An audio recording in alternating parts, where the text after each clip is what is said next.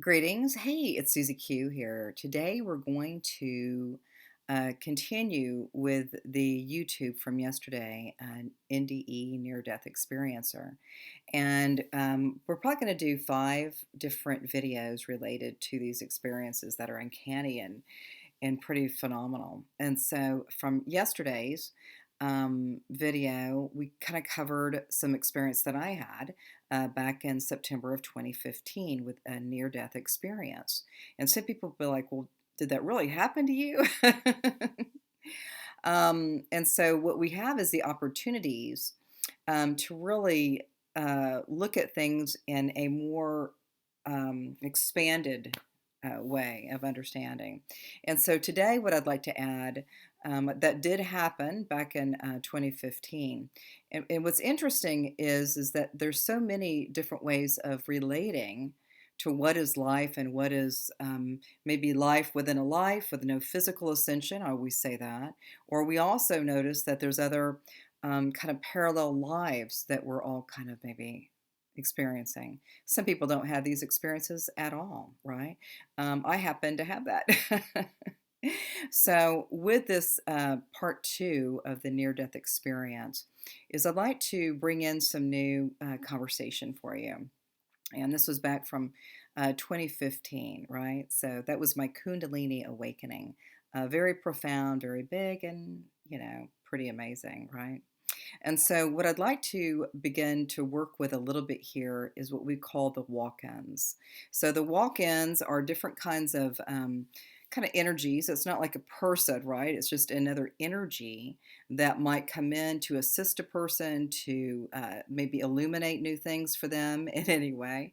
Or it could just be an experiencer that wants to come here. Okay, so this walk-in conversation is interesting. It was kind of coined by Ruth Montgomery and also Dolores Cannon, right? And so we have experiences that for some of us, we're able to kind of acknowledge that, yeah, something really uncanny has happened to me. And that was exactly what happened in 2015. I have a Kundalini Awakening YouTube on my channel here, if you'd like to take a look at it. But it was pretty, it was pretty big. Anyway, with the walk-in, what it might have been, even for me, in that September 2015 uh, near death experience, it might have been a parallel life, or it could have been another energy that was coming in. Okay, and we might call that a walk in.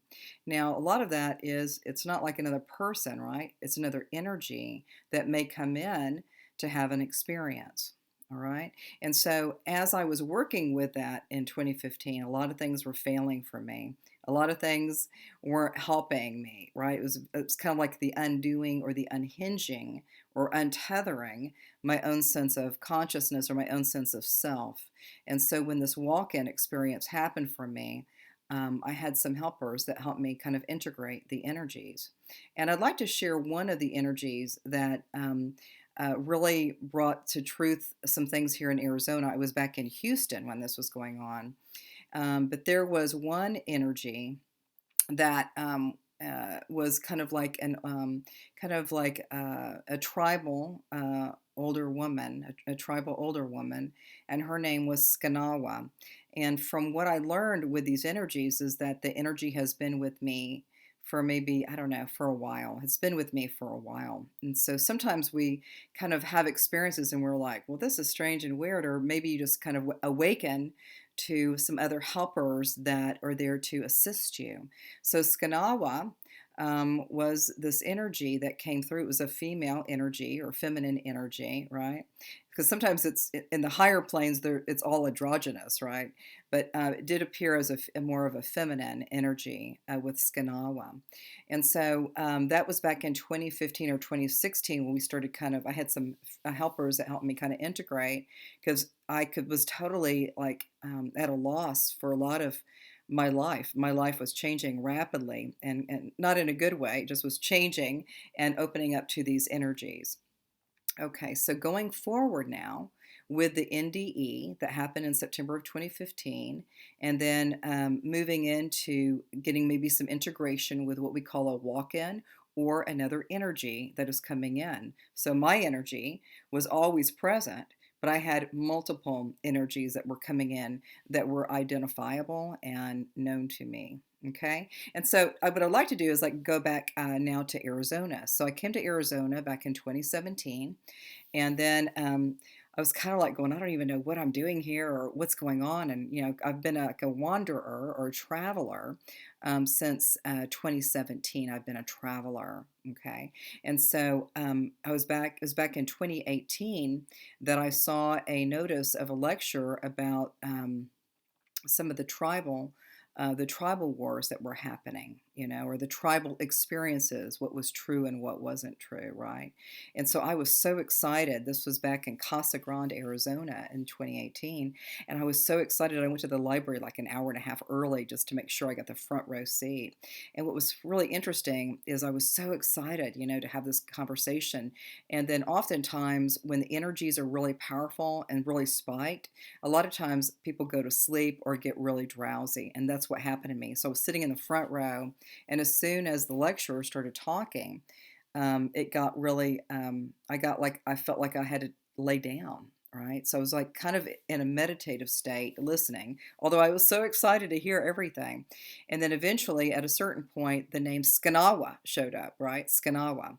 And so that was pretty interesting. So I was like, "Excuse me, what did you just say? Who is Skanawa?" It was an Apache person. I don't even know the names how to say that, but it was an Apache, and so Skanawa was also connected to Cochise, the Chief Cochise, and then also with Geronimo. And so there were some things that I learned since I've been up here in Arizona that there were some energies. I apologize because I don't have all the details right in front of me, but that was part of the energy of the Skanawa energy. And so but in this lifetime, Skanawa, he was a male, not a female, right? But I got to hear the name Skanawa. So sometimes we have opportunities to kind of get some insights and go, oh, well, I never even heard of that or thought of that. And then boom, here it shows up on a lecture at a little library, down here in Arizona. So these are some really unique experiences that we have. And a lot of us are really already experiencing multiple energies that are assisting us. And the last time that I was with that group, a lot of the energies were more galactic and more star being energy. And so all of these things are here to help us, right? So the NDE for me definitely was a real experience, but it might have turned into something very, very different. And it might have informed me in a way that there are more energies coming forward for me, coming forward for me. There may be more helpers because Lord knows I need some help over here. Anyway, but I think I'm complete with this now. But this is we'll have more conversations. We're going to do 5 of these about the NDE experience.